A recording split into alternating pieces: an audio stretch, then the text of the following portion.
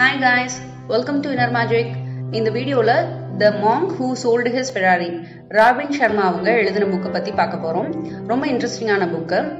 Actually John Julian அப்படின்னு சொல்லிட்டு ரெண்டு பேர் இருப்பாங்க. ரெண்டு பேருமே ஒரு வழக்கறிஞர்களா இருப்பாங்க. ஜூலியன் ரொம்ப கடுமையா உழைக்கக்கூடியவர், புகழோட உச்சியில இருப்பாரு. அவர் வேலை விஷயமா ரொம்ப கடுமையா உழைச்சதுனால அவரோட உடம்ப அவர் கரெக்டா பாத்துக்காம இருந்திருப்பாங்க. பிளஸ் ஒரு நிம்மதியை தேடி அவர் அலைஞ்சிட்டே இருப்பாரு. எவ்வளவு புகழும் பணமும் கிடைச்சாலும் அவருக்கு அந்த நிம்மதி, அந்த சந்தோஷம் அப்படிங்கறது அவருக்கு இல்லாமலே இருக்கும். பிளஸ் அவர் உடம்பு ரொம்ப பாதிப்படைஞ்சு மாரடைப்பு ஏற்பட்டுரும். அவரோட வயசுக்கும் அவரோட உடலோட வயசுக்கும் ரொம்ப வித்தியாசம் இருக்கும். சோ ரொம்ப வெக்ஸ் ஆகி அவர் இருப்பாரு. திடீர்னு ரொம்ப நாளா அவர் எங்க இருக்காரு அப்படின்ற விஷயமே யாருக்குமே தெரியாம இருக்கும். ஜான் அவரோட ஃப்ரெண்டு. சோ ரொம்ப கவலைப்படுவாரு, எங்க போனா இவரு தெரியலையே அப்படின்னு சொல்லிட்டு ரொம்ப கவலைப்படுவாரு. அப்போ ஒரு நாள் பாத்தீங்கன்னா ஒருத்தர் ஜானை பார்க்க வந்திருக்காங்கன்னு சொல்லிட்டு அவங்களோட ரிசப்ஷனிஸ்ட் சொல்லுவாங்க. யாரு அப்படின்னு சொல்லிட்டு இவர் பார்க்கும்போது பார்த்தா அவரோட ஜூலியன் ஃப்ரெண்ட் மாதிரியே இருக்கு. பிளஸ் அவர் எப்படி இருப்பாருன்னா ரொம்ப யங்கா இருக்க மாதிரி இருக்காரு. அவர் ஒல்லியா இருப்பாரு, ஃபிட்டா இருப்பாரு. எப்படி நம்ம இவரை பார்க்கும்போது இவர் இப்படி இல்லையே, எப்படி இப்படி ஆனாரு அப்படின்ற ஒரு கொஸ்டின் அவருக்கு இருக்கும். அப்ப ஜூலியன் தான் அடைஞ்ச அனுபவத்தை இவருக்கு சொல்லுவாரு. அதுதான் இந்த புக் ஃபுல்லாவே சொல்லப்பட்டிருக்கு. என்ன அப்படின்னு பாத்தீங்கன்னா, நிலையான அமைதி, ஒரு அமைதியான ஒரு வாழ்க்கை அவருக்கு வேணும் அப்படின்னு சொல்லிட்டு ஆசைப்பட்டிருப்பாங்க. ஸோ அது எங்க கிடைக்கும் அப்படின்னு சொல்லிட்டு அவர் சர்ச் பண்ணிட்டு இருக்கும் போது இமயமலையில அது உனக்கு கிடைக்க வாய்ப்பு இருக்குன்னு சொல்லுவாங்க. அப்ப அங்க இருக்க மக்கள்லாம் சொல்லுவாங்க, சிவனான்னு சொல்லிட்டு ஒரு பிளேஸ் இருக்கு, நீ அங்க போய் பாத்தீங்கன்னா அங்க சில ஞானிகள்லாம் இருக்காங்க, உன்னோட கேள்விக்கு அங்க விடை கிடைக்க வாய்ப்பு இருக்கு அப்படின்னு சொன்னோன்னே இவர் ரொம்ப கியூரியாசிட்டியில அங்க போறதுக்கு ஆயத்தப்படுவார். பட் அவங்க சொல்லுவாங்க அங்க போறது ரொம்ப கஷ்டம், அந்த பீப்புளை பார்க்கணும்னு சொல்லிட்டு போன நிறைய பேர் எங்க போனாங்கன்னே தெரியல, சில பேர் உயிரோட கூட இல்லை அப்படின்லாம் சொல்லுவாங்க. ஆனா இவருக்கு உள்ளுக்குள்ள ஒரு ஆசை இருக்கும், எப்படி நம்ம அவங்களை கண்டுபிடிச்சிருவோம்னு சொல்லிட்டு ஒரு நீண்ட பயணத்தை தொடருவாரு. ஒரு 10 நாள் பக்கம் அவர் நடந்திருப்பாரு. ஒரு ஆள் நடமாட்டம் எதுவுமே இருக்காது, ஒரு ரூட் மேப் எதுவுமே கிடையாது. பட் இவருக்கு எங்க தோணுதோ, மனசு என்ன சொல்லுதோ அந்த உள்ளுணர்வு படி இவர் நடந்து போயிட்டே இருப்பாங்க. அப்போ ஒரு 10th டே அப்படி பாத்தீங்கன்னா ஒரு முனிவர் இவர் கண்ணில் படுறாரு. அவர் காவி வேட்டியெல்லாம் போட்டுட்டு இருக்காங்க. இவர் அவரை தொடர்ந்து போறாங்க. இவங்க அந்த ஆள் ரொம்ப ஃபாஸ்டா போயிடுறாரு. ஸோ இதுதான் அந்த பிளேஸா இருக்கும்னு சொல்லிட்டு அங்க போறாங்க. போனோடனே பாத்தீங்கன்னா அங்க இருக்க மக்கள்லாம் ரொம்ப அமைதியா நிதானமா எல்லாருமே பாத்தீங்கன்னா ஏதாவது ஒரு வேலை செஞ்சுக்கிட்டே இருக்காங்க. இந்த இது எனக்கு படிக்கும் போது அந்த இக்கிகையில நம்ம பார்த்தோம் இல்லையா, அந்த ஒரு கிராமம் மாதிரிதான் எனக்கு தோணுச்சு. ஸோ எல்லாருமே அவங்கவுங்களுக்கு உடல் தகுதிக்கு ஏத்தாப்புல சில வேலைகள் அங்கங்க செஞ்சுட்டு இருக்காங்க. ஒரு அமைதியும் நிதானமும் அங்க இருக்கு. அந்த ஊர்ல ஒரு தலைவரா இருக்கக்கூடியவர் இவரை ரொம்ப அன்பா வரவேற்கிறாங்க. அங்க இருக்கவங்க எல்லாருமே ஆல்ரெடி இவர் பழகினவர் மாதிரி வாங்க அப்படின்லாம் சொல்லி அவங்களுக்கு இருக்க தங்கெல்லாம் இடம் எல்லாம் கொடுத்து உணவெல்லாம் கொடுக்குறாங்க. இவரும் ரொம்ப கம்ஃபர்டபுளா அந்த பிளேஸ்ல ஒரு 4-5 டேஸ் நல்லா தங்கி இருந்துட்டாரு. அப்ப அங்க வயதான ஞானி ஒருவர் எனக்கு தெரிஞ்ச ஞானத்தெல்லாம் உனக்கு நான் சொல்லலான் இருக்கேன், நான் ஒரு 1 வீக்கா உன்னை பார்த்துட்டு இருக்கேன், நீ ரொம்ப நிதானமானவனா இருக்க, ரொம்ப துடிப்பானவனா இருக்க, சோ நான் என்னோட ஞானத்தை கொடுக்குறேன். ஆனா ஒரே ஒரு கண்டிஷன் இருக்கு. என்னன்னா, நீ இங்க இருந்து கத்துக்கிட்டதை நீ கண்டிப்பா உலகத்துக்கு சொல்லணும். வெளியில இருக்கவங்க எல்லாருக்குமே சொல்லி அவங்கள நீ ஞானத்தை கொடுக்க முயற்சி பண்ணணும். ஏன்னா இந்த உலகம் எப்படி இருக்குங்கிறது எனக்கும் தெரியும், வெளி உலகம்லாம் எப்படி இருக்குன்னு. ரொம்ப பதட்டமான ஒரு சூழ்நிலையில பொய்யான சந்தோஷத்தை தேடி, ஒரு போலியான புகழை தேடி எல்லாருமே போயிட்டே இருக்காங்க. ஸோ நீ அவங்களை எல்லாத்தையும் முடிஞ்ச அளவுக்கு நல்வழிப்படுத்தணும், நிறைய பேருக்கு இதை கொண்டு போய் சேர்க்கணும். இந்த இதை நீ எனக்கு ப்ராமிஸ் பண்ணி கொடுத்தனா நான் உனக்கு ஞானத்தை தருவேன் அப்படின்னு சொல்றாங்க. இவர் ரொம்ப கியூரியாசிட்டியா ஓகே நான் கண்டிப்பா செய்வேன் அப்படின்னு சொல்லிட்டு சொல்றாங்க. அப்போ அவர் ஒரு ஸ்டோரி சொல்றாங்க. இந்த ஸ்டோரி எங்களோட இது எங்க ஊர்ல எல்லாருக்கும் வழி வழியா சொல்லிட்டே வர்றது, நான் இந்த ஸ்டோரி உனக்கு சொல்றேன் அப்படின்னு சொல்லிட்டு அவர் ஸ்டோரி சொல்ல ஆரம்பிக்கிறாங்க. இவங்களும் ரொம்ப அந்த ஜூலியனும் ரொம்ப ஆர்வமா அதை கேட்கிறாரு. என்ன ஸ்டோரி அப்படின்னு பாத்தீங்கன்னா, ஒரு அழகான தோட்டம் இருக்கு. அந்த தோட்டத்துக்கு பக்கத்திலேயே ஒரு லைட் ஹவுஸ் இருக்கு. லைட் ஹவுஸும் ரொம்ப சூப்பரா நல்ல ஒர்க்கிங் கண்டிஷன்ல ரொம்ப நல்லா இருக்கு.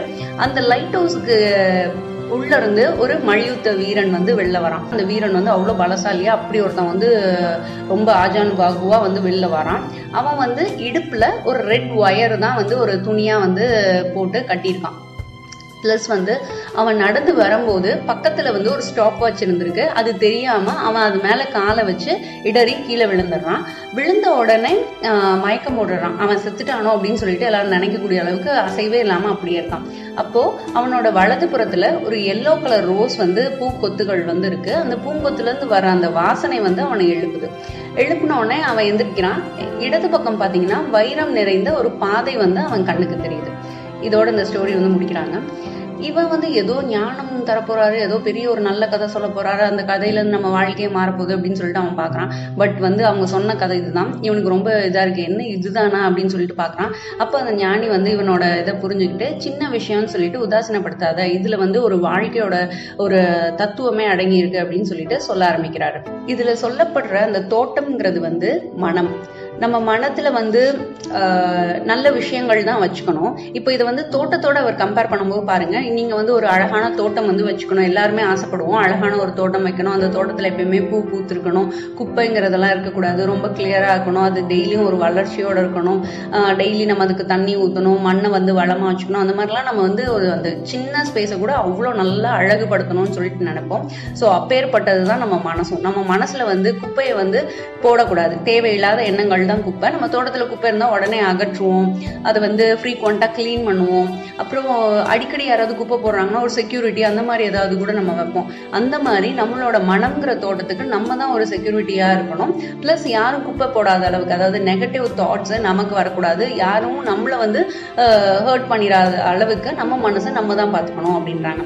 பிளஸ் வந்து 60,000 எண்ணம் வந்து நமக்கு ஒரு நாள்ல ஏற்படுமா. அதுல 57% வந்து ஃபுல்லுமே வந்து நெகட்டிவ் தாட்ஸ் தான் இருக்கும். ஸோ அது எல்லாமே நம்ம போக்கிக்கிட்டு நம்ம வந்து நல்ல தாட்ஸை வந்து கொண்டு வரணும் அப்படின்னு சொல்லிட்டு சொல்றாங்க.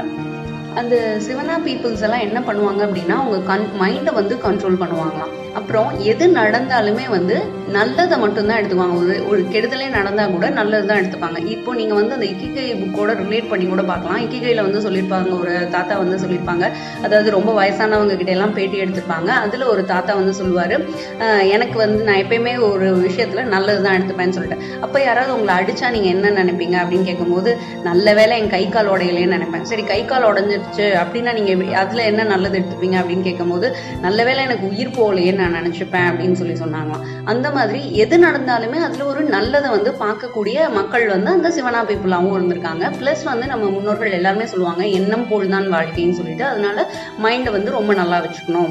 மைண்ட் கண்ட்ரோல் பண்றதுக்கு இவங்க என்ன யூஸ் பண்ணாங்கன்னா 2 டெக்னிக் யூஸ் பண்றாங்க. ஆர்ட் ஆஃப் ரோஸும் அதிசய ஏரி அப்படின்னு சொல்லிட்டு 2 இருக்கு. ஆர்ட் ஆஃப் ரோஸ் என்ன அப்படின்னு பாத்தீங்கன்னா, ஒரு அமைதியான இடத்துல ஒரு ரோஸ் வந்து வச்சுக்கணும். அந்த ரோஸோட மையத்தை வந்து நம்ம கூர்ந்து கவனிச்சுக்கிட்டே வரணும். அதை வந்து ஃபோக்கஸ் பண்ணி அதை அப்படியே பார்த்துட்டே இருக்கணும். ஒரு 20 minutes ஆகுது நம்ம டெய்லி அதை வந்து பண்ணணும். அந்த பீப்புள் வந்து அதை தான் பண்றோம் அப்படின்னு சொல்றாங்க. இப்போ நம்ம ஸ்டார்டிங் ஸ்டேஜ்ல பாத்தீங்கன்னா ஒரு ஃபியூ மினிட்ஸ் பார்க்கும்போதே நமக்கு வேற ஏதாவது தாட்ஸ் வரும். திருப்பி நம்ம வந்து மைண்டை திருப்பி அந்த ரோஸோட மையத்தை பார்க்கறதுக்கு நம்ம வந்து திருப்பி அதை வந்து கொண்டு வந்துக்கணும். இப்படியே நம்ம பண்ணும்போது ஒரு 20 minutes கண்டிப்பா டெய்லி நம்மளால ஃபோக்கஸ்டா பண்ண முடியும், நம்ம அதை வந்து பிராக்டிஸ் பண்ணிட்டே இருந்தா அப்படின்னு சொல்றாங்க.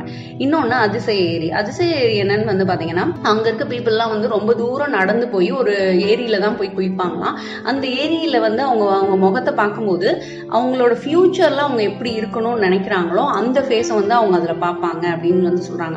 அதாவது ஒருத்தர் வந்து ஒல்லியா நோஞ்சானா இருக்காருன்னு வைங்களேன், அவர் வந்து ஒரு நல்ல தைரியமான ஒரு ஆளா, நல்ல உடல் வலுவோட இருக்கணும் அப்படின்னு சொல்லிட்டு ஆசைப்படுறவரா இருந்தா அந்த ஏரியில வந்து பார்க்கும்போது அவரை வந்து அந்த வலு உள்ளவராகவும் நல்ல உடம்பு வந்து பலம் உள்ளவராகவும் அந்த ஏரியில வந்து அவர் பார்ப்பாராம். ஸோ இது வந்து அதிசய ஏரிங்கிறாங்க. இதுக்காக நம்ம எந்த அதிசய ஏரியும் தேடி போக தேவையில்ல. நம்ம வீட்டிலே நம்ம வந்து ஒரு விஷன் வந்து நம்ம ஃபியூச்சர்ல இப்படி இருக்கணும் அப்படிங்கிற ஒரு நல்ல விஷனை வந்து நம்ம மனசுல ஓட விட்டு பார்க்கணும் அப்படின்னு வந்து சொல்றாங்க. நெக்ஸ்ட் அந்த கதையில என்ன வருது அப்படின்னு பாத்தீங்கன்னா, லைட் ஹவுஸ். அதுல வந்து என்ன சொல்றாங்கன்னா, எல்லாருக்குமே வந்து ஒரு வாழ்க்கை நோக்கம் வந்து இருக்கும் இல்லையா. அதாவது அந்த சிவனா பீப்புள்ஸ் அவங்க எல்லாம் என்ன சொல்றாங்கன்னா, அது தர்மம் அப்படின்றாங்க. நம்ம ஒவ்வொருத்தருக்கும் ஒரு தர்மம் இருக்கும். சிலருக்கு வந்து ஒரு எல்லாரையும் மகிழ்ச்சியா வச்சுக்கணும், இல்ல சேவை செய்யணும், அந்த மாதிரி எல்லாம் வந்து சில இதெல்லாம் இருக்கும் இல்லையா. இதை பண்ணுனா எனக்கு வந்து ஒரு ஆத்மார்த்தமான ஒரு சந்தோஷம், ஒரு நிம்மதி கிடைக்குது அப்படின்னு சொல்லிட்டு நம்ம நினைக்கிறது தான் வந்து நம்மளோட தர்மம். அந்த தர்மத்தை வந்து எல்லாருமே கடைபிடிக்கணும். அது என்னங்கிறது முதல்ல ஃபைன் பண்ணணும் அப்படின்னு வந்து சொல்றாங்க. லைட் ஹவுஸ் வந்து பொதுவாக பார்த்தீங்கன்னா அந்த வழி தெரியாம இருக்கிற கப்பலுக்கு அதுதான் வந்து ஒரு வழிகாட்டியா இருக்கும். அதுதான் லைட் ஹவுஸ் இல்லையா?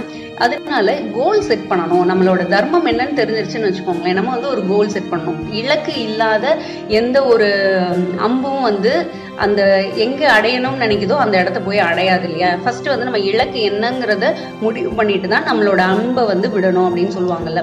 அந்த மாதிரி கோல் setting is very very important அப்படின்னு வந்து சொல்றாங்க. இந்த கோல்ஸை வந்து ஈஸியா எப்படி அடையலாம் அப்படின்னு சொல்லிட்டு ஒரு 5 பாயிண்ட்ஸ் வந்து சொல்றாங்க. என்னன்னா, நம்ம முதல்ல அடைஞ்சிட்டதா ஒரு கற்பனை வந்து நம்ம பண்ணி பார்த்துக்கணும் அப்படின்றாங்க. ஒரு பாசிட்டிவ் ப்ரெஷர் வந்து கிரியேட் பண்ணிக்கணும் அப்படின்னாங்க.